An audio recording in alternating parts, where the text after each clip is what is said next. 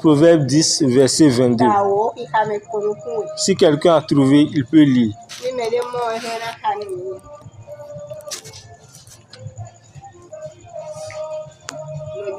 Proverbe chapitre 10, le verset 22. Car la bénédiction de l'Éternel qui enrichit et il ne la fait suivre d'aucun chagrin.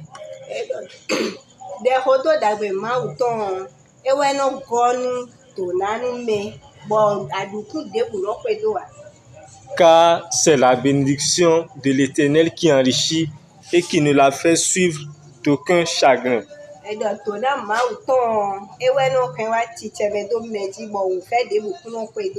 Amen. C'est la parole de Dieu et cela est vrai. Donc aujourd'hui, nous allons parler du Dieu qui bénit. Le Dieu qui bénit, c'est bien sûr notre Dieu. Pourquoi on dit le Dieu qui bénit? C'est que Dieu a plusieurs, on peut dire Dieu a plusieurs facettes.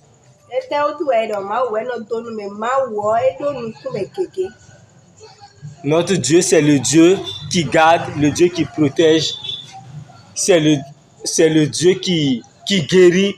C'est que Dieu fait beaucoup de choses et parmi ces choses-là, il bénit.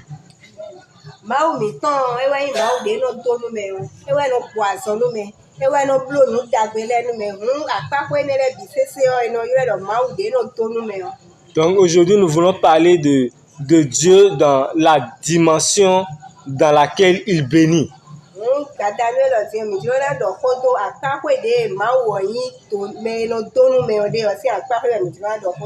Amen. La Bible dit que c'est la bénédiction de l'Éternel qui enrichit.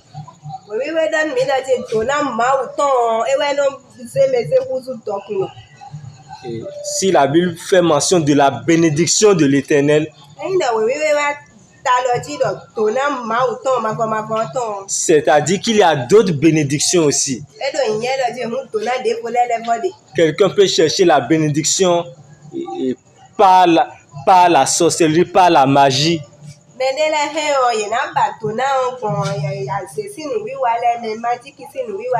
Quelqu'un peut chercher la bénédiction par la fraude. Ou bien par le mensonge ou la tricherie. Mais ce genre de bénédiction-là, ça ramène en arrière. Si vous discutez avec ceux qui ont fait un peu le monde mystique,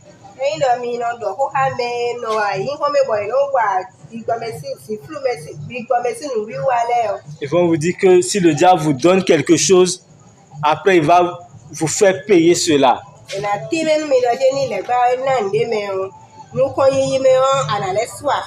Il va vous faire payer cher. Donc le mieux, c'est d'obéir à la parole de Dieu. C'est de chercher la bénédiction provenant de Dieu afin d'éviter toutes sortes de problèmes. Amen. Lorsqu'on parle de la bénédiction, c'est quoi? La bénédiction, on peut dire que la bénédiction est comme une substance dans le monde spirituel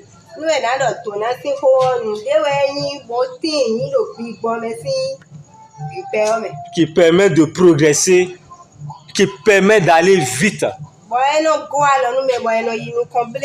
ou bien qui permet de réaliser ce qu'on ne peut pas faire de façon logique, de façon normale.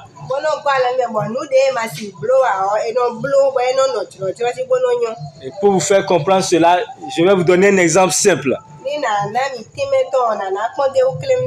Lorsque vous venez à l'église et que celui qui dirige la prière, ça peut être le père spirituel, ça peut être un diacre qui dit que Dieu vous bénisse.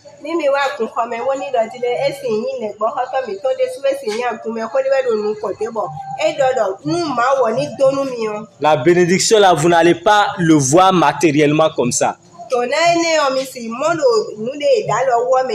Mais vous pouvez voir les conséquences de la bénédiction après.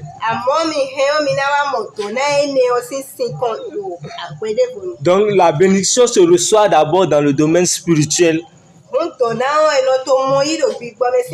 avant que cela ne se manifeste dans le domaine physique. Et si nous parlons de bénédiction, il est bien normal que nous parlons de comment recevoir la bénédiction.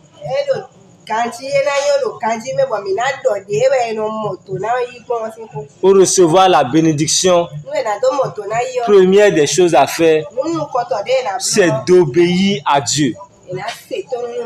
Amen. Obéir à Dieu, là, ce n'est pas quelque chose de compliqué.